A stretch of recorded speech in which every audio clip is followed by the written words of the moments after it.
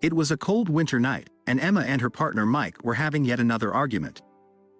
They had been going in circles for what felt like hours, with neither of them willing to budge. Emma was frustrated and at her wits' end. She knew that something had to change, or they were headed straight for a breakup. That's when Emma stumbled upon an old book in her grandmother's attic, filled with relationship advice. As she flipped through the pages, a particular section caught her eye. It was all about the power of words in communication and how to use them effectively to get through to your partner. With newfound hope, Emma decided to put the advice to the test. She sat down with Mike, armed with her newfound knowledge, and started using the right words to direct the conversation towards a resolution. And to her amazement, it worked. Mike began to open up, and they started to understand each other's arguments better. The energy between them shifted from unfriendly to friendly, and they finally made progress. From that day on, Emma and Mike used the power of words to communicate effectively, and their relationship flourished. In this video, we'll show you the same techniques that Emma used to turn her failing relationship around. So don't miss out on this chance to learn how to use words to transform your own relationship. Chapter 1. Karen and John had been together for 3 years and had always prided themselves on being excellent communicators. They could talk for hours about anything and everything, or so they thought. But one evening, a minor argument spiraled out of control, and before they knew it, they were in the middle of a full-blown fight. As the hours went by, their words became more heated, and their tones grew increasingly sharp. They both knew that something had to change, but they didn't know how to get back on track. That's when Karen remembered the advice her therapist had given her. Sometimes, you need to change your approach to better understand one another. Taking a deep breath, Karen turned to John and acknowledged how she was feeling and how she believed he was feeling too. She followed this with a simple question: "Can we start again?" To her surprise, John's face softened and he responded positively. They both took a few minutes to calm down and then started over. This time, they really listened to each other, validating each other's emotions and needs.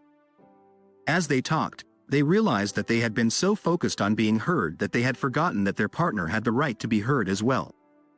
By offering vulnerability and truly listening to each other, they were able to see each other in a new light. In this video, we'll show you how to use emotional validation and effective listening to transform your conversations and establish trust. So don't miss out on this chance to learn how to repair and strengthen your relationship. Chapter 2. Sarah and Jack had been dating for over 2 years, and although they had their ups and downs, they were convinced that they were meant to be together. But over the past few weeks, they had been arguing more than usual. Every conversation turned into a battle, and they seemed to be going in circles, never getting anywhere. One day, after yet another argument, Sarah was feeling particularly upset. She felt like Jack wasn't listening to her and that he didn't care about her feelings. As she sat on the couch, she noticed a note card lying on the coffee table with the words, "I love you," written in Jack's handwriting. Suddenly, an idea popped into her head. She grabbed a note card of her own and began writing down all of her feelings. She poured her heart out onto the paper, telling Jack how she felt ignored and unimportant. She expressed how hurt she was by his refusal to communicate and how she felt like he didn't care about her. When Jack came home from work that evening, Sarah nervously handed him the note card. As he read her words, she could see the expression on his face change. His eyes softened, and he seemed to really hear her for the first time in weeks. They spent the next few hours talking through their issues, using the note cards as a way to guide the conversation. By the end of the night, they had made progress in their communication and felt closer than they had in a long time. Sarah and Jack learned that sometimes, words are more powerful when they're written down. They realized the importance of validating each other's feelings and being vulnerable with one another.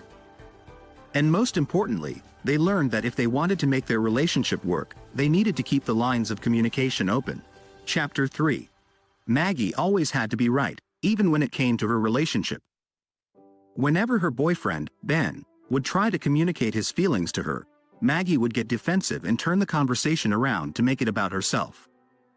It got to the point where Ben felt like he couldn't express himself without Maggie shutting him down, One day, Ben had had enough. He told Maggie that he felt like she wasn't hearing him and that it was causing a rift between them. At first, Maggie got angry and defensive like she always did. But then, she paused and thought about what Ben had said. She realized that she had been so focused on being right that she wasn't actually listening to Ben. She apologized and acknowledged that her behavior was hurtful and unnecessary. Ben was surprised but grateful for Maggie's vulnerability and willingness to take responsibility for her actions. From that point on, Maggie made a conscious effort to listen to Ben and validate his feelings. Their relationship improved and they both felt more connected to each other. It wasn't always easy, but they both knew that being open and vulnerable was the key to a healthy and happy relationship. Chapter 4. Alice and Bob had been together for 4 years. They had their ups and downs, but they always found a way to come back to each other. Recently, they had a big fight that left them both feeling hurt and angry. They tried to talk it out, but they just couldn't seem to see eye to eye. Alice knew that she had been too critical of Bob, but she didn't know how to make things right. She sat down to write a letter, hoping that putting her thoughts down on paper would help her find the right words. Bob, I am so sorry for the way I spoke to you. I know I was critical and judgmental, and I hurt you deeply. That was not my intention, and I feel terrible for what I did. I want to make it right. Can we take a moment to stop and hold each other? I want to give you a hug and let you know how much I love you. I know we can get through this, and I want to work on our relationship together. Please forgive me. Bob read the letter and tears welled up in his eyes. He had been so hurt by Alice's words, but seeing how sorry she was made him realize how much she cared for him. He called Alice and they talked for hours, both expressing their feelings and apologizing for their mistakes. In the end, they both felt heard and understood, and they knew that they could move forward together. They met in person, and Alice gave Bob a warm, long hug. They both felt a sense of relief and happiness. They knew they had a lot of work to do to rebuild their trust, but they were both committed to making it work. They walked away, holding hands and looking forward to a brighter future together. Summary. Once upon a time, there was a couple named Jack and Sarah. They had been together for years, but lately, their communication had become strained. Whenever they argued, they would raise their voices and use hurtful words to attack each other. They didn't realize that their tone and word choice were causing more harm than good. One day, Jack and Sarah decided to have a heart-to-heart conversation. They both agreed that they needed to work on their communication skills. They wanted to stop hurting each other and start relating to each other. They started by taking turns speaking and actively listening to what the other person was saying. At first, it was difficult. They found themselves slipping back into their old habits of blaming and insulting each other.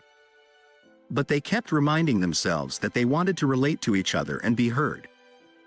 They took a break when they felt their emotions rising too high and came back to the conversation when they were both calmer. Eventually, they found that they were able to express themselves without hurting the other person. They started using I statements instead of you statements, which helped them take responsibility for their own feelings. They also started using a softer tone of voice and choosing their words carefully. As they continued to work on their communication, they noticed a positive change in their relationship. They felt closer and more connected than ever before. They realized that by relating to each other and being heard, they were able to strengthen their bond and overcome their differences. Now, the insights and knowledge I gained from reading Talk to Me Like I'm Someone You Love were phenomenal. I highly recommend it. Thank you for taking the time to watch, and if you found value in this video, be sure to hit that like button and subscribe to my channel for more great content.